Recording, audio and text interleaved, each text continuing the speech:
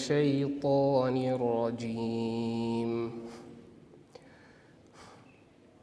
بسم الله الرحمن الرحيم.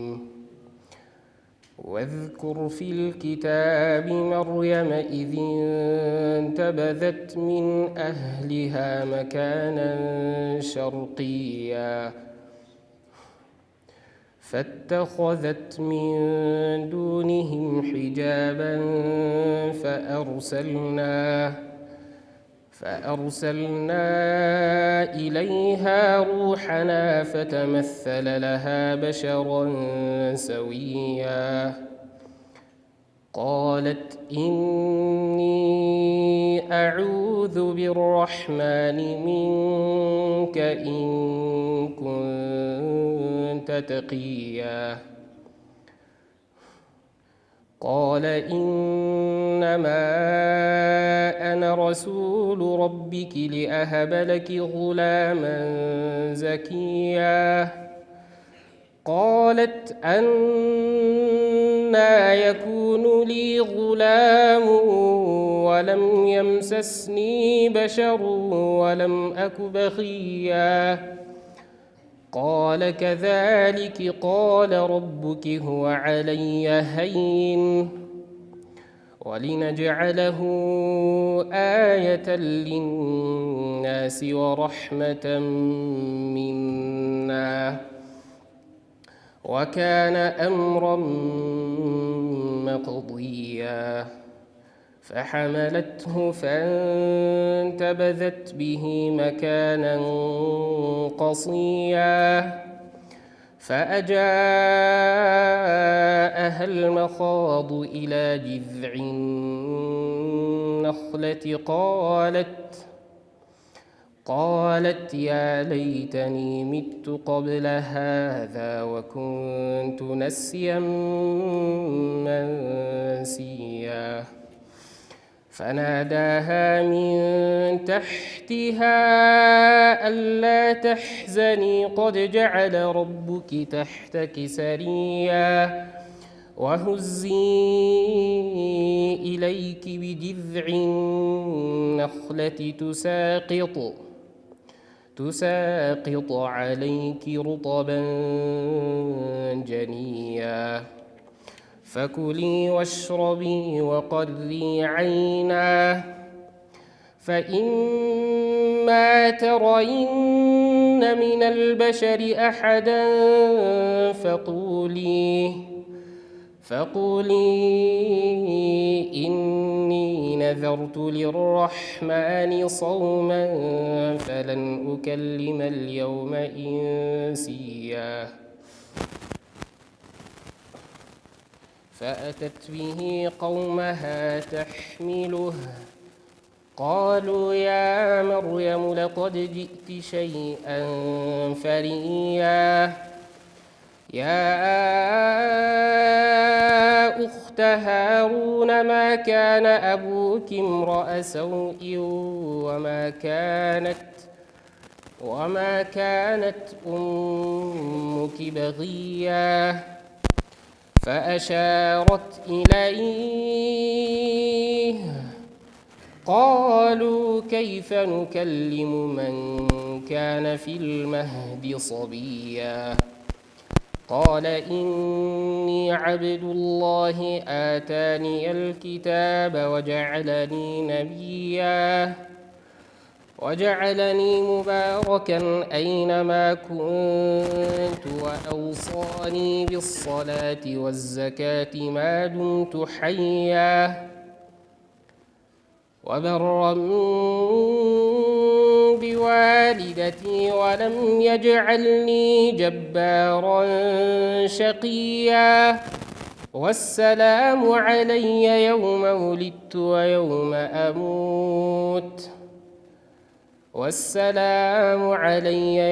ولدت ويوم أموت ويوم أبعث حيا ذلك عيسى ابن مريم قول الحق الذي فيه يمترون ما كان لله أن يتخذ من ولد سبحانه إذا قضى أمرا فإنما يقول له كن فيكون وإن الله ربي وربكم فاعبدوه هذا صراط مستقيم فاختلف الأحزاب من بينهم فويل للذين كفروا من مشهد يوم عظيم أسمع بهم وأبصر يوم يأتوننا لكن الظالمون اليوم في ضلال مبين. الرحمن الرحيم إن الحمد لله نحمده ونستعين ونستغفره ونعوذ بالله من شرور أنفسنا ومن سيئات أعمالنا من يهد الله فلا مضل له ومن يضلل فلا هادي له وأشهد أن لا إله إلا الله وحده لا شريك له وأشهد أن محمدا عبده ورسوله وبعد وداباتوች ወንድሞች እናቶች እህቶች በመጀመሪያ ሰላም አለይኩም ወራህመቱላሂ ወበረካቱ። እንግዲህ የዛሬው አርስቱን በራፍ ላይ እንዳያችሁት ወለይሰ ዘከሩ ከልኡንሳ ይላል። ይሄን ንግግር የተናገረችው የእናታችን መርየም ወይም ማርያም አላህ ሰላሙን ያወርድባትና የሷ እናት ነበረች። ማርያምን ወይም መርየምን ያረገዘችው እናት ምኞቷ የነበረው ወንድ ልጅ እንዲወለድላት ነበር። ነገር ግን የተወለደችው መርየም ስትሆን ወኢኒ ሰመይቱሃ መርየም ብላ እናትየው ስም አወጣችላት። በቃ እኔ መርየም ብያታለሁ ልጄን ብላ ስም አወጣችላት። እናትየው ግን የተናገረችው ወለይዘ ዘከሩ ከልኡንሳ እንደው አላህ እንዲያገለግል ነበር የፈለኩት ወደ ፈጣሪውን የሚያገለግል ባሪያ እንዲሆን ፈለኩኝ ነገር ግን አልሆነልኝም ማለችና ወለይሰ ዘከሩ ከልኡንሳ አለች። ሴት ልጅ እንደ ወንድ ልጅ አይደለም ማለች። ነገር ግን ያው መርየም ማናት የሚለው ግን እናትየው ብቻ እንደጠረጠረችው ሳይሆን ከምንም በላይ የምድራችን ሞዴል ተብላ የምትጠራው በተለይ ለሙስሊሙም የሆነ ነን ሙስሊም ለሆነ ሁሉ ትልቅ ምሳሌ የምትባለው እናታችን መርየም ወይም የኢየሱስ ወይም የኢሳ አለይሂ ሰላም እናት የሆነችው እሷ ናት። እንግዲህ እናነሳዋለን። እንግዲህ ዛሬ ይሄን አርስት መነሻ ቢደረግም ዋናው ግን አርስቱ የሴቶቻችን ጸጋነት ሴቶቻችን አላሁ ተዓላ ሱብሓነሁ ወተዓላ ከሰጡን ጸጋዎች መካከል ትልቁ ናቸው።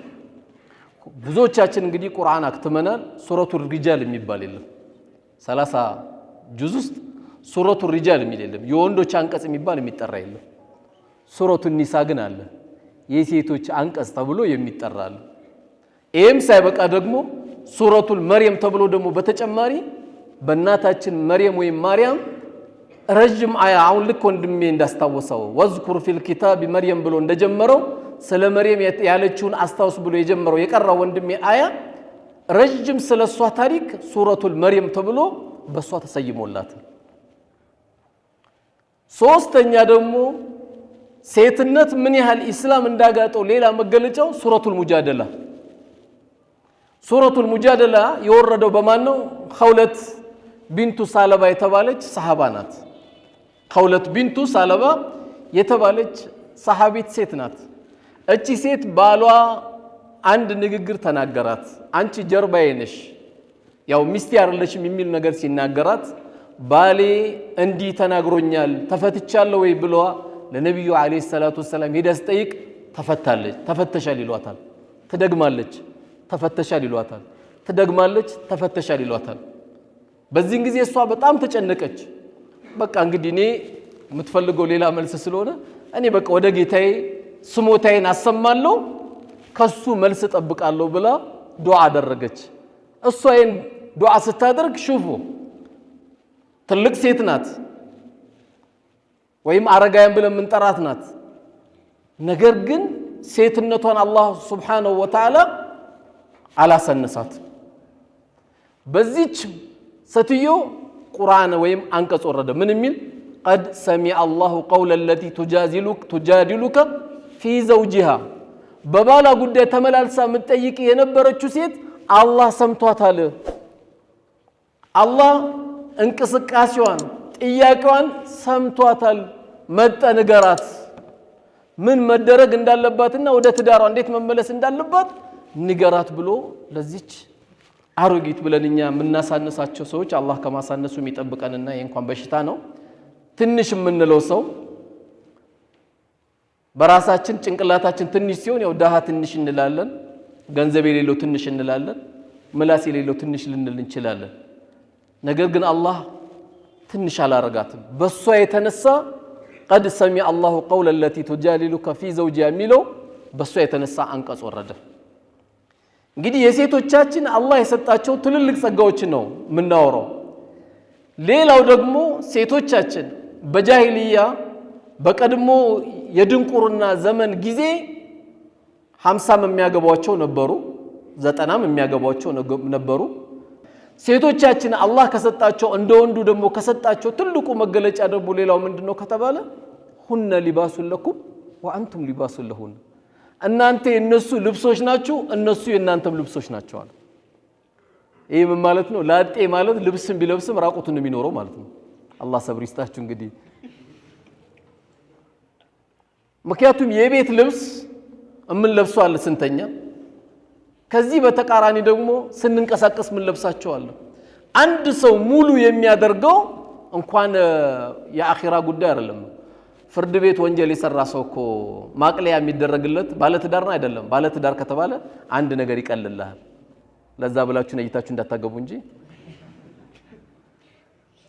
በብዙ ሂደት ልጅ ያለው የለውም በማህበረሰቡ የሚቀንስል ነገሮች አሉ ለዚህ ነው ዑለሞች ከዚህ ቀደም የነበሩ ሰዎች ኒካ ካላሰረ ራሱ ለምስክርነት አይበቃም ይላሉ ለምን አቅሉ ሙሉ አይደለም ይላሉ ከቱም ያቺንም ሲያይ ነው የሚለው እቺንም ሲያይ ነው የሚለው አልተረጋገም በቃ ያየው ሁሉ የሆነበት ውበቷም ቆንጆ ያልሆነ ሴት ካየው ሁሉ በቃ ኑረል አይን ነው የምትመስለው ስላላገባ ነው እኮ ትክክለኛ ኖርማል መልኳም ቢያይኮ ጉር ነው የሚፈለው ዑለሞቹ ግን ይሄን አህል አቅሉ ሙሉ ስላልሆነ ካላገባ ለምስክርነት እንደሚቸገርና ትክክለኛው ላይመልስ ይችላሉ ብሎ ለምስክርነት እንኳን ይከለክሉት ነበር ሴቶቻችን ሌላ አላህ Subhanahu Wa Ta'ala ከሰጣቸው ትልቁ ጸጋ ደግሞ ምንድነው ወንዶች መልካም ነገር በሚሰሩበት አጅር ሴቶችም ያገኛሉ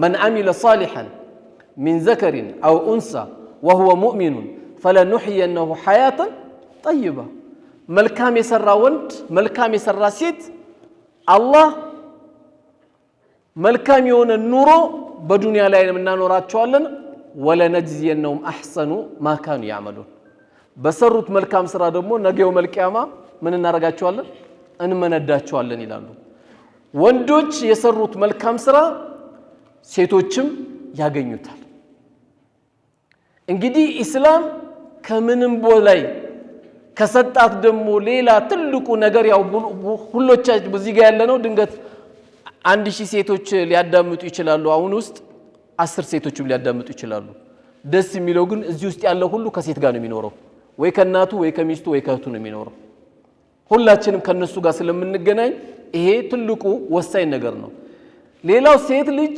በእስላም እንኳን ልትወርስ ይቀርና ትላንትና እንኳን ልትወርስ ይቀርና ሰውናት ሰው አይደለችም ነበር የተባለችው በድንቁርናው ዘመን እዚህ ደረጃ ነበር የሚያደርሷት የፈለገ ሰው በፈለገው ሰዓት ግንኙነት ያደርጋት ነበር ነገር ግን ኢስላም ከሰጣት ደግሞ ትልቁ ጸጋ ሴት ልጅ ያባቷን ውርስ እንድትወርስ ፈቀደላት ያባቷን ውርስ እንድትወርስ ከሰጣት ጸጋ አንዱ ኢስላም ይሄንን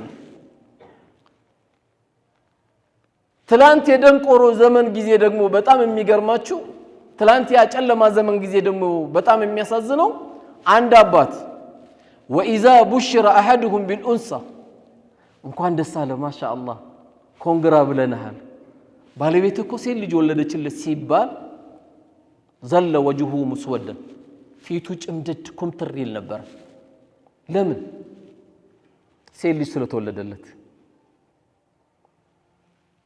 አንዳንዴም እኮ ይሄ ድንቁርና ደግሞ ዛሬም ያለበት ቦታ አለ ሚስቱን የሚያኮርፋለ ምን ሆንክ ሲባል ባካውንም ሴት ወለደች ይላል እና እሷ ዳቦ ቤት ናት እንዴ? ባለ 10 ብር ባለ 15 ብር ጠፍጥፈው እንደሚሸጡልን ዳቦ ቤት ተጠፍጥፍ እንዴ? ከየት ተጠፍጥፋለች እሷ የምታውቀው ነገር የለም።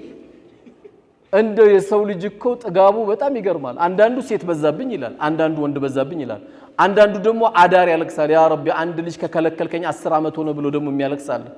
አንድ ልጅን ፈልጎ ደግሞ ታይላንድ ድረስ ግብጽ ድረስ ህንድ ድረስ ደግሞ የሚሄዳል አንድ ልጅ አጥቶ።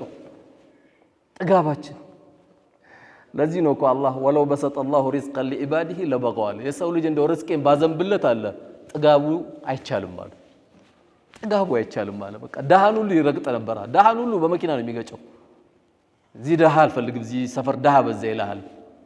አላህ ቢያዘንብለት አትችለው ኢላ መን ረሒመ ረቢ አላህ ያዘነለት ወንድሜ ካልሆነ በስተቀር አላህ ያዘነለት እህቴ ካልሆነች በስተቀር ርስቁን አላህ ሲያዘንብለት የሰው ልጅ አይቻልም። ለዚህ ነው እኮ አላህ ያዘብን እኮ ቢሰጠን ስለማንችል። ለምን ከአላህ የበለጠ እውነተኛ ተናጋሪ ስለሌለ። ትላንት ይሄ ነገር ሲነገረው ሁለት ነገር ነው የሚያስበው። ባለቤቴ ሴት ወለደችው ሁለት ነገር ያስባል። አንደኛ ልቅበራት ወይስ ልደብቃት? ምን ብዬ ነው እኔ ሴት ልጅ ተወለደልኝ ተብሎ መንደር ላይ የሚወራልኝ ይላል። አላህ ምን አለ? አላ ሳአ ማ ያሕኩሙን ምን አይነት ፍርድ ነው የሚፈርዱት አለ። ምን አይነት ውሳኔ ነው የሚወስኑት? ሴት ልጅን አላህ ሰጥቶት ሴት የሌለበት ቤት ቤት ነው እንዴ? እንደው እውነታውን ስንይ ሴት የሌለበት ቤት ቤት ነው ወይ? ወጡ ኬት ይጣፍጣል? ቤቱ ለመግባት መቼ ይስባሃል? ይሄን አክል ደረጃዋን አሳንሷት ነበር። ግን ማሰብ ብቻም ሳይሆን ይተገብሩ ነበር። ወይ ገሏታል ወይ ደብቋት ነበር። የሚያሳዝን ፍርድ ነው የፈረዱባት ይላል ነብያችን ግን ሰለላሁ ዐለይሂ ወሰለም በሐዲሳቸው ምን ብለዋል? አላህ Subhanahu Wa Ta'ala ሶስት ሴቶችን የሰጠው ወይም ሁለት ሴቶችን የሰጠው ወይም ሁለት እህቶቹን የተንከባከበ በጥሩ ተርቢያ ያሳደገ ሰው አላህ ለዚህ ሰው ምን አዘጋጅቶለታል አሉ? በእነሱ ምክንያት ጀነት የሚገባ ወይም የገባ ቢሆን እንጂ አሉ። ሁለትም ሰጠው ሶስትም ሰጠው የጀነት መግቢያ ጌጥ ናት ሴት ልጅ። አንተ እስከመቼ ካንተ እጅ ወጥቶ እስክድራቸው ድረስ የዳርካቸው ቀን ስራን ጨርሰሃል። ሴት ልጅ ማሳደግ ሴት ልጅ መወለድ ከማንም በላይ ለአባት ተጨናቂ ለቤተሰብ ተጨናቂ ለሁሉ ተጨናቂ ሴቶች ናቸው። ወንድ እንደውም ትንሽ ጠንከር ይላል። በእነዚህ ሁለቱ ሴቶች የተነሳ አላህ ጀነት ግባ ቢለው እንጂ አላህ ጀነት ቢያስገባው እንጂ ወይም አላህ ጀነት ይሄን ሰው ያስገባው ቢሆን እንጂ ሌላ አጅር የለውም። ሁለትም ሶስት እንግዲህ አላህ Subhanahu Wa Ta'ala ሴት የሌላችሁ የሐዲስ ያጓጓል። አላህ ሴቱን ይስጣችሁ። የዛሬው አዳርም አላህ መልካም ያርገላችሁ። ከዛሬው ነው የሚጀምረው ሁሉም ነገር። ሴቶቹ ከሌሉ ከዛሬ ይጀምራል ስራው። ሰበብያ ይፈልግ የለም ሰበቡ ምናሙ አላህ ያድርገን። ያለን ደግሞ ሰዎች ተንከባክበን ማሳደግ ያስፈልጋል። በዱንያ ላይ ትልልቅ ሴቶችን አላህ ጠራለን። እነዚህ ትልልቅ ሴቶች ሁሉንም ማውራት በዚህ ሰዓት አይቻልም፣ ሌሎቹ ነጥብ ስለሚያመልጡ። ከነዚህ መካከል ሶስት ሴቶች አጠራ አድርጌ ለመንገር የመጀመሪያው የፊርዓውን ሚስት ናት። እናታችን አሲያ ትባላለች። ትዳሩን ገባችበት፣ አመነችበት። የባሏ አምባገነን ግን ጀነት እንደማያገኝ አወቀች። የቤተ መንግስት ኑሮ አልጣማት። የአባይ ውሃ በግቢዋ ላይ መዞሩ አልጣማት። ግሪን የሆኑ አስገራሚ አታክልቶች ግቢዋ ላይ መኖሩ አልጣማት። አስገራሚ ወታደሮች መኖራቱ አልጣማትም። ይቅርብኝ ከእንደዚህ አይነባላለች። ለምን? ታርጌቱ ጀነት ስለሆነ ሙእሚን። እቺ ሴት በጣም ጌታዋን የምትፈራ ስለነበረች ከዚህ ከቤተ መንግስት ህይወት ሳይሆን የመረጠችው ምንድነው? ረቢ ብሊኒ ኢንደከ ቤተን ፊል ጀና ያለች። ጌታዬ ወይ አንተ ዘንድ ቤት ስራልኝ ያለች። ወነጂኒ ሚን ፊርዓውን ወዐመሊሂ እንዴ ያቀፈ የምተኛው ባሌ ከሱ ተንኮልም ጠብቀኝ ነው ያለች። ወነጂኒ ሚን القوم الظالمين ከሱ ጋር ማብሮ ካሉ በደለኞች ባንተ ተጠበቃለሁ ነበር ያለች። ምን ፈልጋ? ጀነት ነው። ሁለተኛዋ ሴት ደግሞ እናታችን መርየም ናት ወይም ማርያም ናት። አላህ ሰላሙን ያወርድባትና ምርጥ ሴት። እኔ በጣም የሚገርመኝ ሙስሊም ሴት መሆኑ የሌላ እምነት ተከታይ ማርያምን በደንብ ማወቅ አለባቸው። አንድ ቀን ሚስከርት ለብሳ አታውቅም።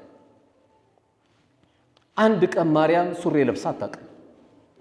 አንድ ቀን ደረቷን ከፍታ አታውቅም። ስትናገር አሁን ሲቀራ ከሰማችሁ ወለም የምሰስኒ በሸር ነው ያለችው።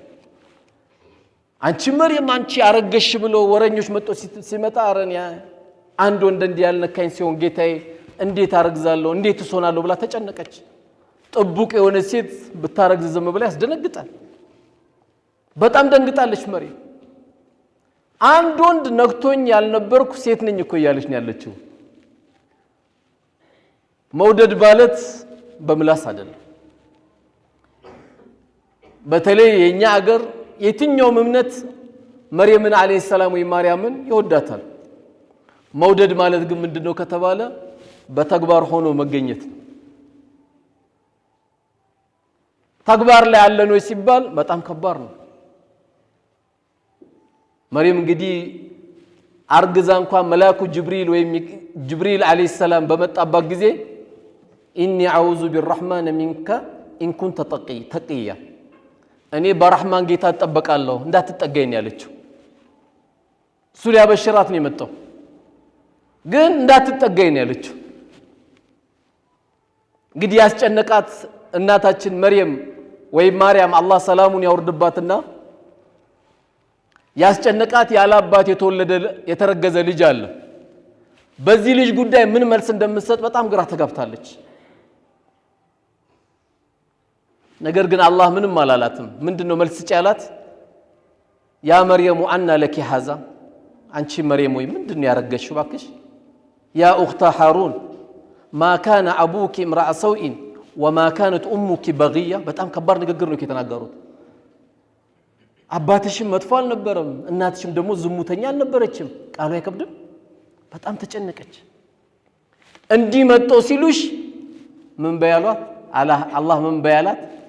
فاشارت اليه ወደ ህፃኑ አመላክቻላት። ወደ ማን? ወደ ኢየሱስ ወይም ወደ ኢሳ አለይሂ ሰላም ወደ እሱ አመላክች። ለምን? የሷም ክብር መጠበቅ ስላለበት ታዲያ ባንቀልባ ያለ ህፃን ልጅ እንዴት አናግሪ ትይናለሽ ብለው ሲሏት ምንም አላለችም ብላ ወደ ልጁ ብቻ ነው የምታመላክተው። ከዛ ምን አለ ኢየሱስ አለይሂ ሰላም ወይም ኢሳ ኢኒ አብዱላህ አለ፣ እኔ የአላህ ባሪያ ነኝ። አታኒ አልኪታብ መጽሐፍ ሰጥቶኛል። ወጀዐለኒ ነቢያ ነቢይም አድርጎኛል። ወጀዐለኒ ሙባረከን አይነማ ኩንቱ የትም ብሆን ደግሞ የተባረኩ አድርጎኛል። ወአውሳኒ ቢሰላቲ ወዘካት አይገርም? እንድሰግድም አዞኛል፣ ዘካም እንዳወጣ አዞኛል አለ። እንዲህ ተናግሮ ለናቴም ታዛዥ እንደሆን አላህ አዞኛል አለ። ማን? ኢየሱስ አለይሂ ሰላም ወይም ኢሳ ነብይነቱን አረጋገጠ፣ መጽሐፍ እንደተሰጠው አረጋገጠ፣ ቤቱም ቦታ የተባረከ እንደሆነ አረጋገጠ፣ ሰላት መስገድ እንዳለበት አረጋገጠ፣ ዘካ ማውጣት እንዳለበት አረጋገጠ። ይህን ንግግር ኢሳ አለይሂ ሰላም ተናገረ፣ በልጅነቱ ተናገረ። ማን ከወሬ ዳነ? መርየም ዳነች። አላህ ክብሯን ጠበቀላት። አላህም ደግሞ ድንገት እዚች ጋር ቆም ማለት ይፈልጋልና በሕፃንነቱ የተናገረው ኢሳ በኢሳ አፈጣጠር ደግሞ እኛ እንዳንገረም አላህ ምን አለ? ኢነ መሰለ ዒሳ ኢንደላሂ ከመሰሊ አደም የኢየሱስ ወይም የኢሳ አፈጣጠር እንደ አደም ነው አለ። እንደውም የአደም ይገርማል አለ። خلقه من تراب ከአፈር ፈጠረው ثم قال له كن فيكون ሰው ሁን አለው ሰው ሆነ። የአደም ነው እንደውም የበለጠ የሚያጅበው። ቢያንስ አባቱ አልታወቀም አላህ ሁን ባለው ነውና የተፈጠረው ዒሳ አለይሂ ሰላም። ቢያንስ ግን ከሴት ወድ ውስጥ ነው የወጣው። አላህ ያፈጣጠር ጉዳይ እንዳይገርማችሁ ለመገረም ከሆነ የማን ይገርማል አለ? የአባታችን አደም አለይሂ ሰላም የዛ አፈጣጠር የበለጠ ይገርማል አለ። ያው ብዙን ጊዜ ሌሎች የሚሉት ያው የኢሳን አፈጣጠር ይነግሩናል። ያው ሙስሊሙ ግን ቀድሞም አላሁ ተዓላ በተከበረው ቃል ይሄንን ነግሮታል። እቺ ምርጥ ሴት የነበረችው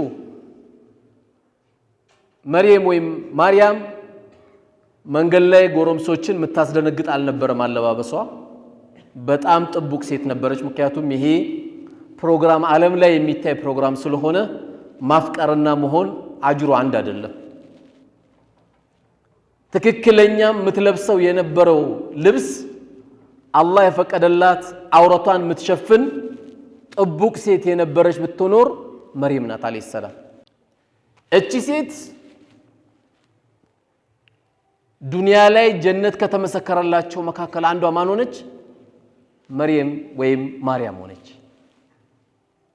የኢየሱስ ወይም የኢሳ አለይሂ ሰላም አላህ ሰላሙ ያወርድባቸውና በሁለቱም ይህንን ደረጃ በዱንያ ላይ ሰጧቸው። መርየም ይህን አጅር ያገኘችው በምንድን ነው? በጥቡቅነቷ ነው። ጀነት የምትከጅል እህቴ ጀነትን ማግኘት የምትችለው በጥቡቅነቷ ነው። ያም ጎረምሳ ይሄም ጎረምሳም የሚጎትታት አልነበረች። በጣም ጥቡቅ የነበረች ታላቅ ሴት የነበረች። በተለይ ሙስሊሞች በጣም አድርገው ታሪኳን በሱረቱል መርየም በደንብ የምናውቀው መርየምን ወይም ማርያምን ማወቅ የሚፈልግ ማንኛውም ሙስሊምም ይሁን ከሙስሊም ውጪ እምነት ያለው ሱረቱል መርየም ወይም የመርየም አንቀጽን በዚሁ አጋጣሚ እንጋብዘዋለን ማለት ነው። ሌላዋ ሶስተኛ ሴት የነብዩ አለይሂ ሰላቱ ወሰላም ልጅ የሆነችው ማናት? ፋጡማ ናት። ፋጡመቱ ቢንቱ ሙሐመድ የነብዩ አለይሂ ሰላቱ ወሰላም ልጅ የሆነችው የሳቸው ልጅ በመሆን ግን አይደለም ጀነት ያገኘችው። ረሱል አለይሂ ሰላቱ ወሰላም ምን ብለው ነው የነገሯት? ያ ፋጢመቱ ቢንቱ ሙሐመድ ሰሊኒ ማኡጢኪ ላ ኡግኒ አንኪ ሚነላሂ ሸይአን። አንቺ ለወግ ማድረግ ያዳረስኩሽ ልጄ ሆይ የፈለግሽውን ነገር ጠይቂ ሰጥሻለሁ። እንደ አባት ታለብሳለህ ግዴታ ነው። ታስተምራለህ ግዴታ ነው። ሲታመሙ ትሯሯጣለህ ግዴታ ነው። የአላህ ዋጅብ ያደረገብህ ነገር ምርጫም አይደለም። ነገር ግን ምን አሏት? ላ ኡግኒ አንኪ ሚነላሂ ሸይአን አላህ ዘንድ ግን ምንም ላደርግልሽ አልችልም አሏት። በዚህ ንግግር አይደለም በዚህ ንግግር አይደለም ጀነት የገባችው፣ በሰራችው መልካም ስራ ጀነትን ያገኘችው። በዱንያ ላይ ጀነት ከተረጋገጠላቸው ሴቶች መካከል አንዷ ማን ሆነች?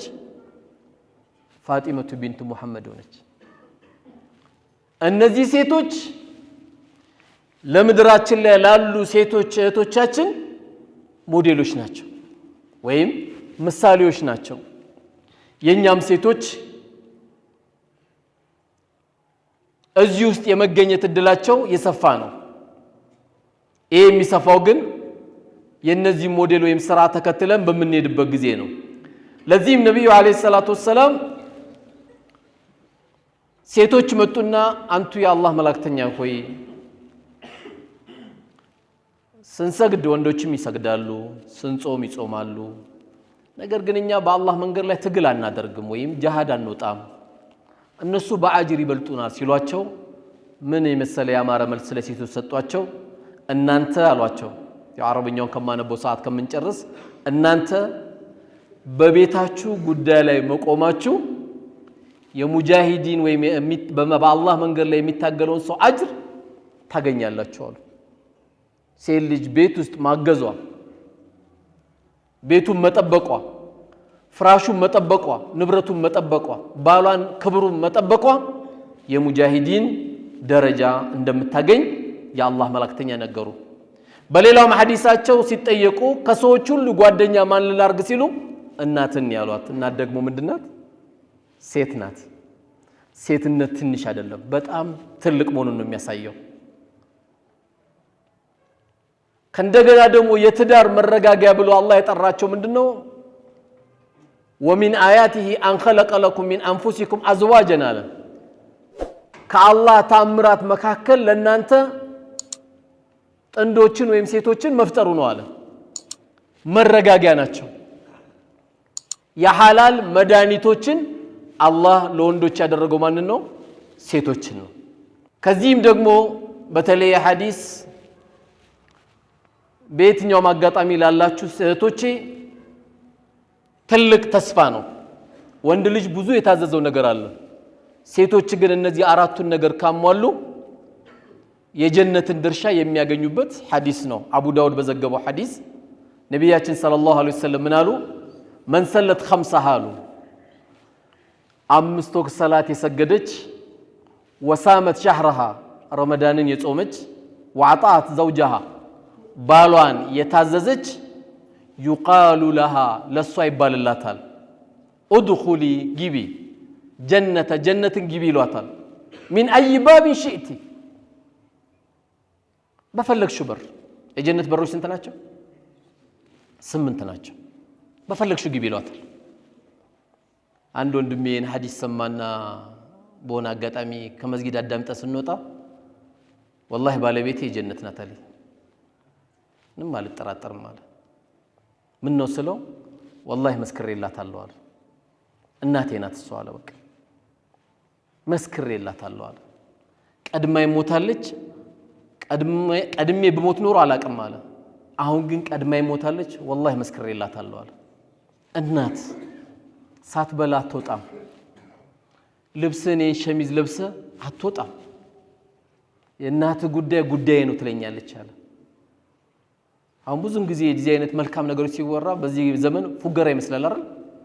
ታዲያ እንዴት ነው ሴቶቹ ጀነት የሚገቡት? የባሏ ጉዳይ ካለ አንዳንድ ትንሽ ወጣ ያሉ ሴቶች አይጠፉም፣ ሁሉም ግን አይደለም። እኔ በቃ ላበላ ነው ላጠጣ ነው እንዴ ሸሚዙን ልከታተል ነው ምናምን ይለው እና ለምን መጣሽ እና በምን በኩል ነው ጀነት የምትገባው? አንዴ ደንብ እያባረረው፣ አንዴ ሀገር ውስጥ ግቢ ቂብላ እያዞረው፣ አንዴ በራካፋ አካባቢ ሱቁ ጋር ችግር እየፈጠሩበት ይሄ ሁሉ መከራውን አሳልፎ የመጣ ባል እና በምን በኩል ነው ጀነት የምትገቢ? እኔ በቃ ለዚህ ብቻ ነው ማብላት፣ ማጠጣት፣ ማልበስ እና ምንድነው የፈለግሽው? አላህ በማብላት በማጠጣት በመخدምሽ ፍራሽ በመጠበቅሽ ጀነት የምታገኝ ከሆነ ከዚህ በለጠ ላንቺ መታደል አለ እንዴ? የለም እኮ። መርሐባ በዩ። ሴቶች በደንብ አዳምጡ። ወላሂ እሺ የሚል ነገር ከለመዱ ጀርባቸው ላይ ሺህ ነገር ባላቸው ይሰጣቸዋል። አንድ እኮ አይደለም ሺህ። እሺ ውስጥ ሺህ ስላለ ከተኮፈሰች እኩል የምታወራ ከሆነች እሺ የሚል ቃል የሚርቃቸው ከሆነ የመኖር ዋስትናዋ ቤት ውስጥ በጣም ከባድ። እሺ ስትል ትገላለች። ንብረት ደብቆኝ ምን ደብቆኝ እያሉ ተረት ከማውራት ሌላ የቀረቀረውን ያመጣልሻል። አንቺ ብቻ እሺ በይ። ሲገባ የራህመት ፊት አሳየው። የታምሽተ ነው አታየውም። በሰላም ነው ሐቢቢ ያመሻልኝ እንዲህ ነው የሚጠየቀው። ያለበለዚያ እኮ በቃ የማከላዊ ጥያቄ መሰለ ማለት ነው እኮ። ባልነቱ ራሱ ይጠፋበታል። አይ እንኳን አመሻብሽ፣ ዋናው እንኳን አንተ በሰላም መጣልኝ። ለምንድን ነው የውሸት የሚለቀሰው? ዋናው እሱ ቤት በሰላም ገብቶ በሰላም ነው እንዲያመሸው ይባላል። እንዴ ቤት ገብቶ የለ እንዴ አሁን ነገር ስለተፈለገ እንጂ አይባልም። ጀነት ውድ ናት። ጀነት አይደለም ቤተ መንግስት ውድ ነው። ዝም ብሎ አይገባም። በዛ በኩል ማለፍ ክልክል ነው። እስቲ ድረስ ልብ ካለ በራፍ ላይ እግረን ነው ሁለቱም የሚሰባብሩልኝ። ያ አላህ ጀነትም ውድ ነው እህቴ። እሺ በዩ ከፍ ነው የምትይው። ወላሂ ታዘዡ እሺ በዩ ከፍ ነው የምትይው። ለዚህ ነው ዑለማዎች ሴቶችን ሲመክሩ 6 ነገሮችን ተጠንቀቁ ይላሉ። ሴቶችን አጠር ለማድረግ የመጀመሪያው ስሞታ ማብዛት። ስሞታ እንዳታበጂ። ብዙ ሰዎች ስሞታ ስታበጂላቸው ምን ይላሉ መጨረሻ? በቃ ፍቺ ጠይቅ ይላሉ። የሚያገባት አይመስልም። አንድ ሰው አያትም መጨረሻ አስጨርሷት ያፋቷታል። በቃ አንድ 4 ሚሊዮን ብር ይደርስሻል ይላታል። 4 ሚሊዮን ብር ባል መሆን አይችልም። የሴት ልጅን አይብ የሚሰትረው ጠቅላይ ሚኒስቴር ስለሆነች አይደለም። ሴት ልጅ አይቧን የሚሸፍነው ባል ነው። ባል ምንም ጥርጥር የለውም። አንተ ቶሎ አኩርፋ ልጅ ከመጣች አፉ በላት ብለህ ሄደው ይዛት ሂድ። እኔ የኛ ዘር እንዴት ይደፈራል አትበል። ምንም ባንተ ዘር ጀነት አትገባ። የልጅን አይብ የሚሸፍነው እሱ ነው። ይዘላት ሂድ። ችግር ካለ አብሽር፣ እኔ እናንተ እናወራለን። ሂጂ። አንድ ቀን እንዳታሳድራት፣ ሞኝ እንዳትሆን። እንዴት እንዲያለች አትበል። ያም ልጅህ ነው። የተቀያየማት ያንተ ልጅ ነው። ሰጣሃታል። አታዳምጣት። አልተጎዳችም ሐቅ የላትም ግን እያልኩ አይደለም። ግን ትዳሩን ቀለል አናርገው። ስለማታገባት እንግዲህ በኢትዮጵያ ኑሮውን ከባድ ነው። ኑሮና ባል በጣም ተወዷል። በዚህ ቀዳዳ ላይ ደግሞ ልጃችን ብትፈታ እህት ብትፈታ በጣም ከባድ ነው። በጣም ከነአይቡ ወላሂ ባሏ ይሻላታል። ከነአይቡ ወላሂ እንኳን ወጣቶች ናቸው አብዛኛው ሳያቸው እንኳን እናንተን የሚያክሉ እህቶች አይደሉም። አባቶቻችን 60 ላይ 70 ላይ ሚስቶቻቸው ሲሞቱ በጣም ነው የሚጎዱት። አንተ አይብ ከምሸፈን ሚስታቸውን ነው የሚፈልጉት። በቃ አላህ ኑር አድርጓታል። የቤት ኑር ናት። ስለዚህ ስሞታ አታብዢ። ሁለተኛ አንዳንድ ያው ሴቶች የሚሉት አለ እኔ እኮ ላንተ ምገባ አይደለም አይባልም እንዴ እና ሳታዩ ነው እንዲያገባሽው እኔ ላንተ ምገባ አይደለም ማንሽ አንቺ አይባልም። እንደዚህ የልጆችሽ አባት እንዲህ ይባላል። በቃ የፈለገው ወንድ ደግሞ ችግር የለም አንቺ ጥሩኝ እንጂ ጀነት ውስጥ ኑር ላይ ስለምትሆኚ አላህ ያዘጋጃቸው ወንዶች አሉ። እዛ ታገቢያለሽ። ዱንያ ላይ ሁሉም አይሟላም። ስለዚህ ለባል ከማትሉት ነገር አንዱ እህቶቼ እኔ ላንተ ምገባ ሰው አልነበርኩም እንደው አላህ ጥሎኝ እንጂ እዚህ የመጣሁት አይደለም። ዝም በይ አይተሽው ተነጋግረሽ ነው የመጣሽው። እንዲህ አይባልም። ሶስተኛ ዑለሞቹ ሴቶቹ እንዳያነሱት የሚፈልጉት ምንድነው? ያየችው ነገር ሁሉ መጠየቅ። ይሄም ይምጣ፣ ይሄም ግዛ አይደል። ቤትሽን ጠብቂ። አንቺ እንደው መጨቅጨቅ ያለብሽ ከሩቅም ይሁን ከቅርብ ምቀኛ ቤትሽን የምትጠብቂው በሰደቃ ነው። ቤትሽ የሰደቃ ቤት ይሁን። ሰደቃ ያለበት ቤት ከሩቅም ከቅርብም የሚመጣ ሐሲድ ካለ ሰላሙ ይቀጥላል የቤቱ። ሾው ከምናሳይ በሰደቃ ነው የቤቱ አይብ የሚሸፈነው። ሁሌ እየቆለፍን ብቻ ምንገባ እየከፈትን ብቻ ምንወጣ ከሆነ ይሄ ቤቱ አይጠበቅም። የምትይዟት አሮጊት ካለች የተሰበሩ ልቦች እየጠገናችሁ ካላችሁ ልጃችሁንም ሀብታችሁንም ትዳራችሁንም አላህ Subhanahu Wa Ta'ala የሚጠብቀው በዚህ ነው። ስለዚህ እነዚህን ያየችውን ነገር ሁሉ እንዳያማረም በሚል በመጠየቅ ወደ አላስፈላጊ ነገር እንዳይሄድ ቤታችሁን ጠብቁ ይላሉ ዑለሞቹ። ሌላው ደግሞ የራሷ ጉዳይ ብቻ የሚታያት ስለናትሽ ስታወሪ ስለናቱ ማውሪ። አንዳንድ እህቶችም ይሉታሉ ከኔ በለጠ ማን አለ እኔ እኮ ለዚህ ቤት አንደኛ ነኝ የሚሉአሉ። አትሆኝም፣ ሁለተኛ ነሽ። አንደኛ እናቱ ናቸው። አላህ ነው ያደርገው አይደለም እንዴ? የዚህ ቤት አንደኛ የሱ አንደኛ እናቱ ናቸው እንጂ አንቺ አይደለሽም። አንቺ ሁለተኛ ነሽ። ለምን? ነገ ደግሞ አንቺ አንደኛ ነሽ፣ በልጆችሽ ደግሞ አንቺ አንደኛ ነሽ። እኔ ነኝ የምቀድመው ብላ ስለናቷ ስለአባቷ እየተጨነቀች ስለናቱ ስለአባቱ ማትጨነቅ ከሆነ እህቴ ተሳስታለች። የሱ እናትም ያንቺ እናት ናቸው። የሱ አባትም ሄደሽ ተሰሚያቸው የለ እንዴ? ሐጂ ነብይ እኮ አይደሉም ተዘየሪያቸው የለም አባትሽ ስለሆነ ነው። ከኔ በለጠ አንደኛ እዚህ ቤት ማንም የለም እንዳትይ። አንቺ ሁለተኛ ነሽ። አንደኛ የምትሆኚው እናትና አባቱ ከሞቱ ወይም አንቺ ደግሞ ነገ ልጆችሽን ሰደሪ ነው። አላህ ያልሰጠሽን ካልተሰጠኝ አትበይ። ይሄንን በጣም ጥንቃቄ ያስፈልጋል። አምስተኛ ዑለሞች ሴቶቹ ከመጠንቀቅ ካለባቸው ነገሮች ምላሳቸው ማርዘም የለባቸው። ምላስ ማርዘም ምንድነው? እዛ ጋር ማስቀመጥ ማለት ነው። በዛም በዚህም ነገር መያዝ በቃ አልহামዱሊላህ የሚባል ነገር አለማሰማት፣ ምላስን ዝም ብሎ ማብዛት ቤታችንን ከሚያበላሹት ነገር ነው። አንዳንዴ ያው ሙእሚን ይባላል ምላሱ ያለው ጀርባው ላይ ነው ይባላል ወይም ከኋላ ነው ይባላል። ምን ማለት ነው? አስቦ ስለሚናገር ነው። ምላስ እዚህ ጋር እንደተቀመጠው ዝም ብለ መዘረጋ ከሆነ በጣም ሰው ተሰብርና እንዴት ተመልሷል ወጥቷላ። ሙእሚን ግን ከኋላ ነው ምላሱ ከተባለ ያስብና ይናገራል። ድንገት ሰው ጎዳ ይሆን በዚህ ንግግሬ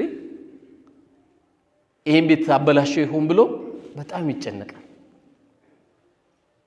ስለዚህ እህቶች መጠንቀቅ ካለባቸው ምላሳቸውን በጣም አድርገው ጥቡቅ ሊሆን ይገባቸው በቃ በአላህና በመጨረሻ ቀን ያመነ فليقل خيرا أو ليصمت ወይ መልካም ንግግር ይናገር ወይም ዝም ይበል አሉ በጣም የሚያጅቡ አሉ ቤታቸው ገብተ በልተ ያልጠገብክ የሚመስላቸው ደግሞ አስገራሚ ዱንያ ላይ ያሉ እንደዚህ አይነት ሴቶች የምትላቸው والله ብዙ አሉ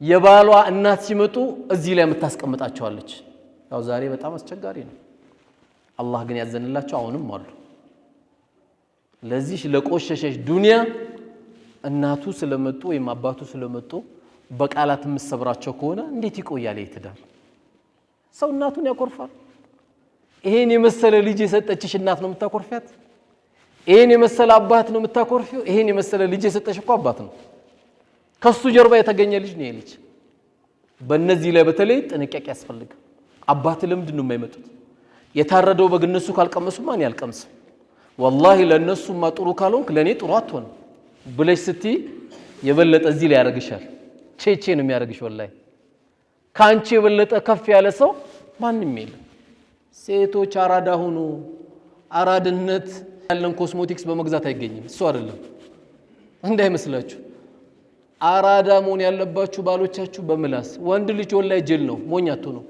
ወንድ ልጅ በፍቅር ማሸነፍ ከቻላችሁ ታንበረከኩታላችሁ ተንበረከኩ ወልቶ والله ይንበረከካል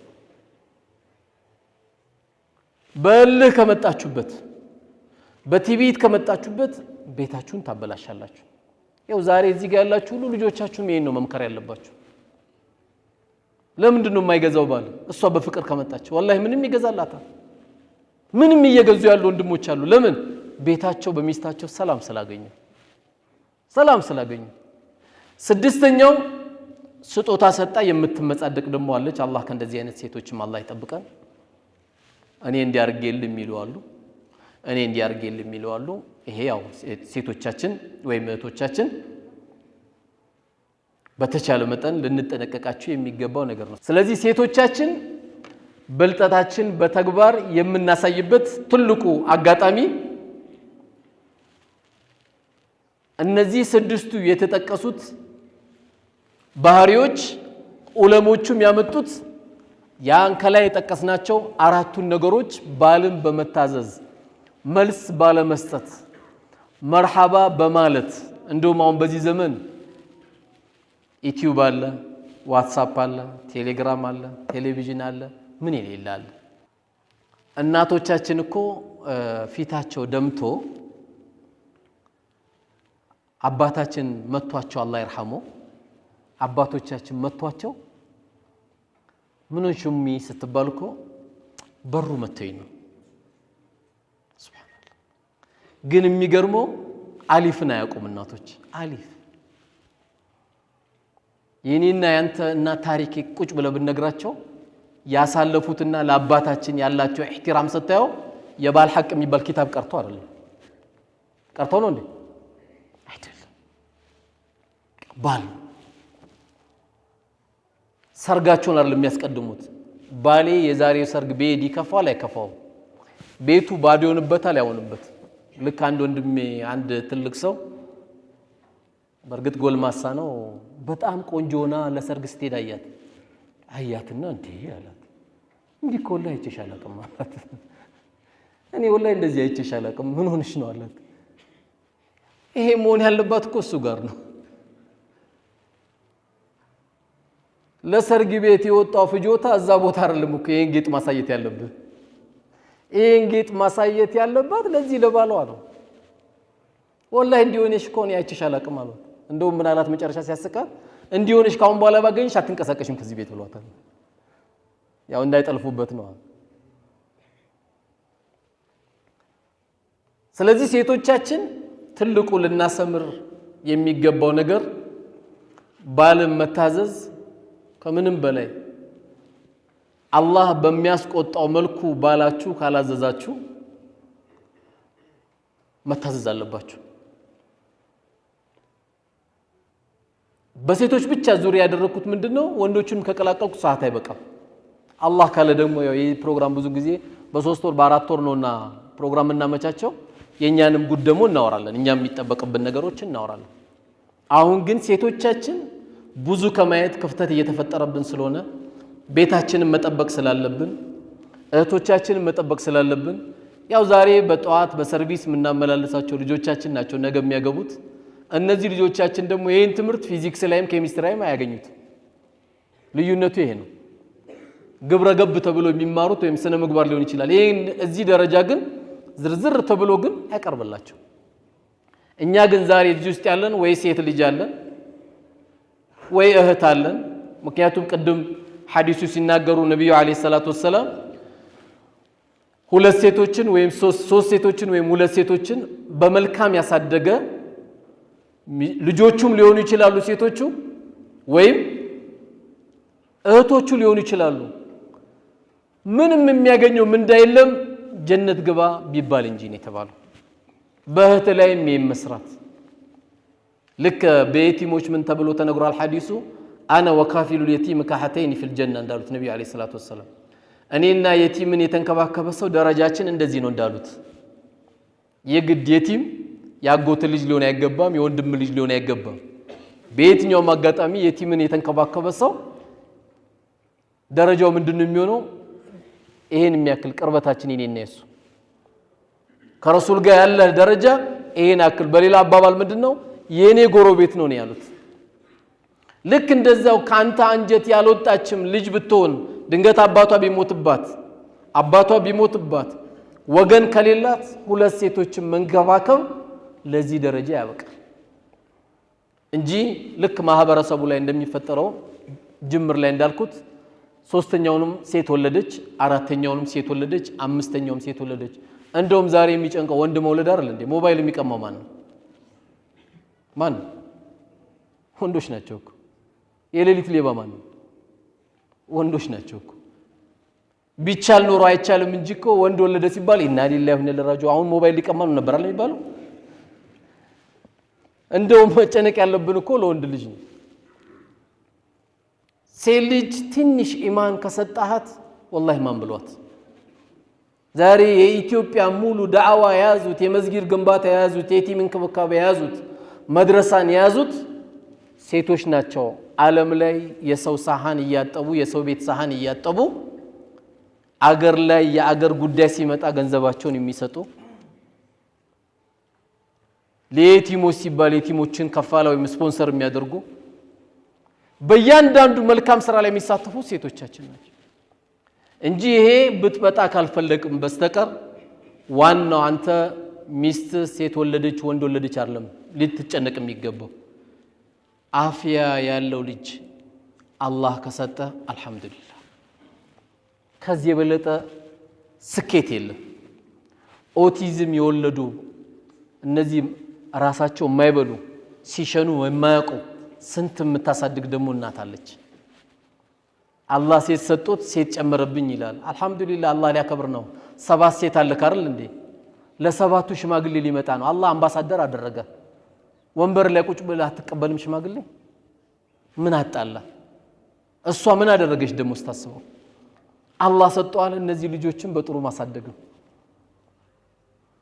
ከዚህ ውጪ ለሚሰጠን ነገር ሁሉ አላህ Subhanahu Wa Ta'ala ካለ መሰገንን ለኢን ሸከርቱም ለአዚደነኩም ወለኢን ከፈርቱም ኢነ አዛቢ ለሸዲድ ነው ያለው አላህ ካመሰገናችሁን ጨምርላችኋለሁ አንተ ወንድ ተወለደ ሴት አይደለም የተሰጠ ልጅ ሳሊ ተቀይ የሚሆን ልጅ እስከሆነ ድረስ ገና ከባለቤት ሆድ ውስጥ እንደወጣ አዛን አሰማው የዛን ጊዜ በአዛን የተቀበልከው ልጅ ኢንሻአላህ መጥፎ ነገር ላይ አትወርቅብም መጥፎ ነገር ላይ አውርቅብም ይሄን ነው ማድረግ ያለብን ስለዚህ እህቶቼ በትዳራችሁ ቤታችሁን ጠብቁ ስትጠብቁ በሰደቃ ጠብቁት በዚያራ ጠብቁ ሁሌ ብቻኛ ተቃቅፈን መተኛት ህይወት እንዳይመስል አብረሽ ከባልሽ ጋር እናቱ ቤት አብረሽ ከባልሽ ጋር አባቱ ቤት እናትሽ ቤት አባትሽ ቤት እየዳችሁ ዱንያ እንደዚህ እንጨርሰን ሄዳለብ ኢስላም ቆልፎ አይኖርም ኢስላም ለራሴ ብቻ አይደለም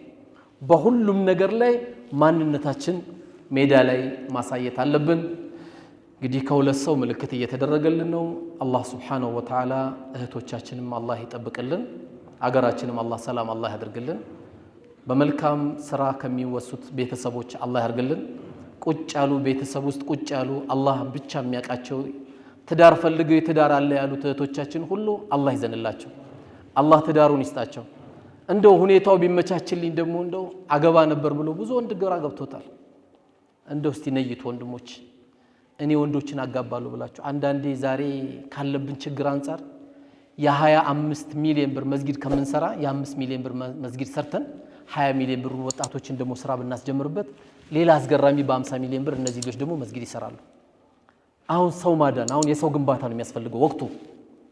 እንግዲህ አላቅም መስጊድ ልነይቱ የፈለጋችሁ ወንድሞች ቀጥሉ፣ ችግር የለም።